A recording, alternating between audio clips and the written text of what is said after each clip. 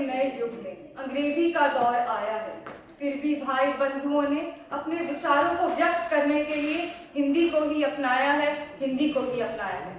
नमस्कार, आज मैं क्रमांक 16 आप सबके समक्ष राष्ट्रीय अस्मिता का आधार हिंदी विषय पर अपने विचार प्रस्तुत करने जा रही हूँ। हिंदी भारत की राजभाषा है। हिंदी भारत में सबसे अधिक बोली जाने वाली भाषा है। इसे राष्ट्र अस्मिता का आधार भी माना जाता है। इसके क्या कारण है? हिंदी भारत के इतिहास, संस्कृति और परंपराओं को दर्शाती है। हिंदी भारत के सारे वासियों को एकजुट करती है। अगर हम आजादी से पहले की बात करें तो हिंदी मध्यकालीन भक्ति आंदोलन की आवाज बनी, जिसने तत्कालीन दिशाहीन समाज को नई चेतना, नई रोशनी प्रदान करी। अगर हम अभी की बात करें, भारत के हर कोने में हिंदी बोली जाती है। हर व्यक्ति हिंदी पिक्चरें देखता है, हिंदी गाने गाता है, हिंदी में वार्तालाप करता है। आखिर ये राष्ट्रीय अस्मिता नहीं है तो क्या है? कोई ऐसी विशेषताएं, ऐसी पहचान जो एक देश को विश्व में अपना स्वरूप दे, उसकी अपनी पहचान बनाए। ये हिंदी नहीं है तो और क्या है? आजादी के बाद 26 जनवरी 1965 से संसद की सारी कार्यवाही हिंदी भाषा में ही निष्पादित की गई। हिंदी में ज्ञान विज्ञान का अपार कोश है।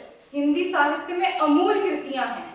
भगवत गीता का एक एक श्लोक, रामचरितमानस की एक एक चौपाई, कबीर दास की साखियां और सूरदास के पदों पर समस्त अंग्रेजी साहित्य न्यौछावर किया जा सकता है। हिंदी साहित्य बाकी किसी भी भाषा के साहित्य से किसी भी स्तर से कमतर नहीं है।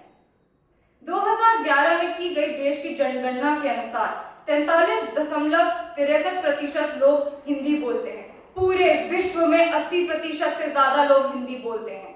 विश्व में चीनी और अंग्रेजी के बाद अधिकतर बोले जाने वाली भाषा हिंदी ही है। इसका क्या कारण है?